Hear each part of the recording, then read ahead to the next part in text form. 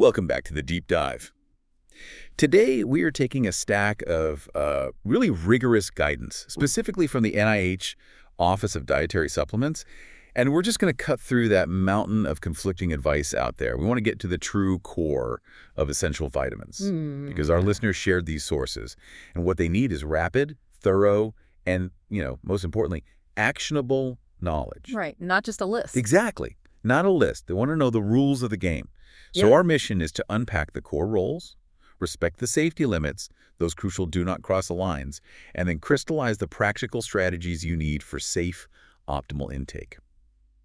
Okay, let's unpack this. Well, to do that, we have to start not with the vitamins themselves, but with physics, really. Physics, The whole framework for safety and how they work comes down to one big divide. Are they fat-soluble or water-soluble? Right. Your fat-soluble vitamins, that's A, D, E, and K, they dissolve and get stored in your body's fatty tissues. And in the liver, So they hang around. they don't have an easy exit path, so they can accumulate. And that's why when we talk about these four, safety specifically, the upper limits or ULs is absolutely critical. That's like a bathtub with a slow leak. Yeah. You keep adding water, eventually you're going to have an overflow. That's a perfect analogy, and that overflow is toxicity. And that's the immediate crucial takeaway, right? The storage thing means these are the vitamins where the idea of more is better is just, it's actually dangerous. Precisely. On the other hand, you have the water-soluble vitamins, that's vitamin C, and the entire B-complex crew. Okay. They're generally excreted pretty readily through your urine, so that mechanism gives them a lower risk of, severe long-term toxicity. But not zero risk. Not zero. That doesn't mean they're risk-free. High doses can still cause some pretty acute discomfort, usually gastrointestinal upset, or in a few specific cases, some neurological issues we'll get to. So if the ULs are the guardrails, what are the goals? What are we actually aiming for with our intake?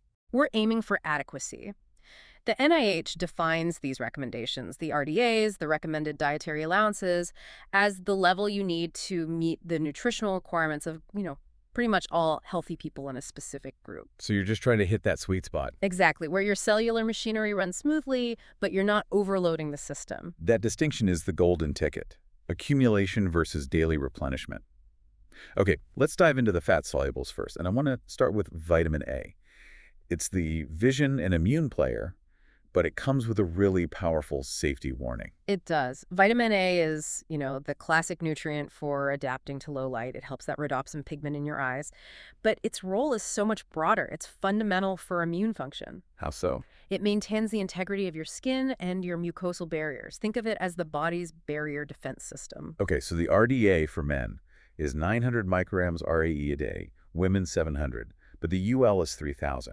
And here's where it gets really interesting for our listener, that UL exists because high intakes of preformed vitamin A. The retinol form. Right, the retinol you find in high-dose supplements or liver.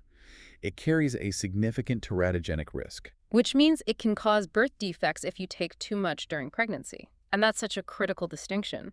Preformed vitamin A is chemically active right away. And the plant form isn't. The plant form, beta-carotene, is a precursor. It's much safer because your body only converts it to retinol as it needs it. This little nugget of knowledge is vital. If you are pregnant or planning to be, relying on fortified foods and precursors, that's non-negotiable medical guidance. That accumulation is a real liability in excess. Okay, let's pivot to vitamin D, the sun factor. This is the one that seems to generate the most confusion. Well, vitamin D is unique because it acts more like a hormone in the body. It's absolutely essential for absorbing and managing calcium. Which means bone health. Directly. Bone health and density. But beyond the skeleton, we now know it's strongly linked to immune regulation, even muscle function. And the dosing strategy is so tricky. Yeah. It really depends on where you live. Exactly. Our primary source should be making it ourselves from sun exposure. But with modern lifestyles, we're indoors all the time. Yeah. Add in latitude, skin tone, winter months. Supplementation becomes almost a necessity for a lot of people. For huge segments of the population, yes. The typical adult target is 600 to 800 IUs a day. That 4,000 IU UL is there for a reason, but another key thing is taking it with a meal that has fat. It's fat-soluble. Otherwise, you just won't absorb it properly. Okay, so if D is for absorbing things, let's talk about vitamin E, the membrane protector. I think of it as the antioxidant security guard for your cells. That's a perfect analogy. Its main job is to stop the chain reactions of free radicals, protecting your cell membranes from oxidative damage. Especially the fatty ones. Especially the ones rich in fat, like in your nerves and red blood cells. It's a fantastic antioxidant. Sources are pretty easy on this one. Nuts, seed oils, fortified cereals. The RDA is a modest 15 milligrams daily. But here's the powerful safety note the sources really highlighted. High doses can interfere with blood clotting. Which can be a significant risk for anyone on anticoagulant medications. And that leads us straight to vitamin K, the master of blood clotting. It does. K's primary role is activating the proteins that are necessary for blood coagulation. It also has a supporting role in bone metabolism. But it seems like K is the ultimate tightrope walker when it comes to medications. It absolutely is. Your vitamin K status directly, and I mean profoundly, affects how well the most common anticoagulant drug, warfarin, works. So if you suddenly start eating a ton of spinach. Exactly. If you suddenly change your intake of leafy greens, which are rich in K1, or you start taking a K supplement, you can completely destabilize your medication. It's why dietitians often have to work so closely with cardiologists on this. It has to be medically supervised. Okay, so we've put the fat solubles A, D, E, K on the shelf. We get the accumulation risk, the ULs. Now, let's switch gears entirely to their energetic cousins, the water solubles, the ones that need daily replenishment. Right, because we flush them out so quickly. Let's start with vitamin C, the mighty antioxidant and collagen builder. We all think of it for colds, but it's so much more than that. That's a huge oversimplification. Its functions are powerful. It's a crucial antioxidant defense. It's essential for collagen synthesis. So tissue repair, wound healing, and crucially, it enhances the absorption of non-heme iron. That iron connection is key. People supplement iron all the time, but if you take it with vitamin C, you make sure you're actually absorbing it. You maximize the uptake. And a practical note here, vitamin C is super fragile. Heat, processing, long storage times, they destroy it. So a fresh orange is always going to be better than, say, an old pre-cut salad mix. Always. Okay, adult intake is around 75 to 90 milligrams a day. There's a pretty generous UL of 2,000 milligrams, but that limit isn't really about systemic toxicity, is it? No, it's there because really high doses can cause some very uncomfortable GI, upset, bloating, diarrhea, and for some people who are genetically prone to it, an increased concern for kidney stones. Onto the B complex. These are really the energy engines of the body. That's a great way to put it. They are foundational. They're involved in converting the food you eat, carbs, fats, proteins, into usable energy. And they maintain your nervous system. Let's look at the first few. We often see B1, thiamine, and B2, riboflavin listed together. What are their primary jobs? They are deep in the core machinery of energy metabolism. You find them in whole grains, fortified cereals. And what's fascinating is that neither B1 nor B2 has an established upper limit. So they're generally safe in high doses. Generally. But the lack of a UL doesn't mean deficiency isn't a problem. Thiamine deficiency, for example, is strongly linked to alcohol abuse and diets full of severely processed foods. It shows you need that constant, careful intake. Okay, next up is B3, niacin. Supports DNA repair and nervous system health. The UL for this one from supplements or fortified foods is a low 35 milligrams. It's a very tight limit. Yeah, why so strict compared to the others? That safety rope is tight because of the physical reaction it can cause. Doses higher than that often trigger the niacin flush. I've heard of that. Redness, itching. Intense redness, itching, and warmth from dilating capillaries. More concerning, though, is that sustained high doses have been shown to potentially cause liver issues. That's why the UL is so strict. It's a water-soluble vitamin that really demands respect. And B6, pyridoxine. It's critical for neurotransmitters and amino acid synthesis. UL is 100 milligrams. But there's a specific warning about neuropathy. Why is that?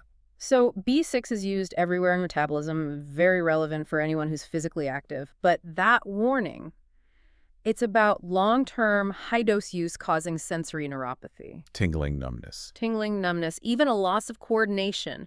We think excess B6 can actually damage the sensory nerves themselves, not just overload the system. It's a structural safety note. Even these excreted vitamins have boundaries. Now for the dynamic duo. Folate, B9, and B12 cobalamin. We group these together for a reason, right? We do, because of their combined effort in cell growth, DNA synthesis, and especially in making red blood cells. Folate is famous for its role in pregnancy. Rightly so. It's essential for preventing neural tube defects in fetuses, which is why pregnant individuals have much higher needs. You get it from leafy greens, legumes.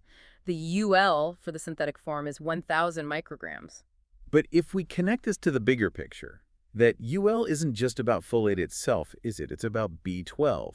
Can high folate actually mask a B12 deficiency? That is a brilliant point and a critical clinical one. Yes. B12 is absolutely essential for folate metabolism. If someone has an undiagnosed B12 deficiency, maybe from poor absorption taking too much supplemental folate, can fix the anemia on a blood test. So it looks like everything's fine. It looks fine, but it allows the neurological damage from the B12 deficiency to just keep progressing unchecked. That's why you have to treat them as a team. And B12 itself is tricky. Essential for neurological function, but is primarily found in animal products. Which immediately points to two major risk groups. Vegans and vegetarians absolutely must get B12 from fortified foods or supplements. And second, older adults are highly susceptible. Because of stomach acid. Exactly. B12 absorption requires adequate gastric acid, which tends to decrease as we age. For both these groups, targeted supplementation is often necessary. Okay, this brings us to the so what part. How do we take all this and apply it? Let's talk about absorption.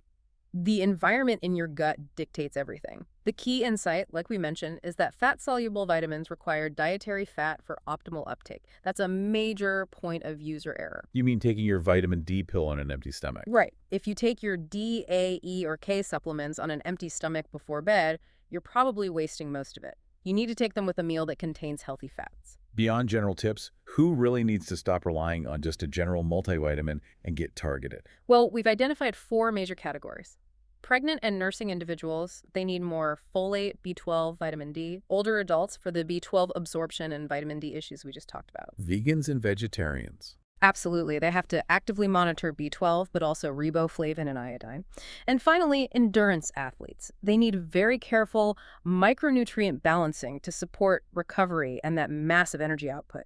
If you're in one of those groups, your approach has to be more strategic. Which leads us to the optimal strategy, based on the source material. It's a clear hierarchy. It is, and we must always, always start with step one. A balanced diet first. A varied, colorful diet with fruits, vegetables, whole grains that provides the food matrix you need for absorption and prevents the deepest gaps from forming. Then step two, fortified foods. Use them judiciously. Staples like milk with added vitamin D or cereals with folic acid are reliable, daily ways to hit your RDAs without just relying on pills. They fill predictable shortfalls in modern diets. And that leaves step three, prudent supplementation. I like that term. It means supplements are an insurance policy for a known gap, not a scattergun approach where you hope something sticks. They're fulfilling known dietary gaps, supporting life stages like pregnancy, or addressing a lab-identified deficiency. The rule is simple. Avoid megadoses, especially of the fat solubles, and always talk to a healthcare provider before starting a high-dose regimen. And that brings us to the end of our deep dive. Adequacy really hinges on that foundation, starting with a balanced diet, using fortified foods wisely, and critically, respecting the difference between water-soluble and fat-soluble safety margins. Those upper limits are not suggestions. They are serious biochemical warnings. Which raises an important question for you, the listener, to think about. Given modern dietary limitations and the fact we spend less time outside, if supplementation should be reserved for gaps, which single vitamin presents the strongest case for widespread, almost universal consideration of supplementation? Because it's so hard to get enough from diet alone, and it relies on things outside our control. Exactly. It relies on environmental factors for us to even make it. The answer, which really became clear as we talked about latitude, skin type, and lifestyle, it's probably vitamin D. I think it is. So we challenge you to think about your own latitude, your daily sun exposure. Do you need to test, not guess? Use this knowledge to look at your own lifestyle and make those adjustments prudently. Thank you for diving deep with us. We'll catch you next time.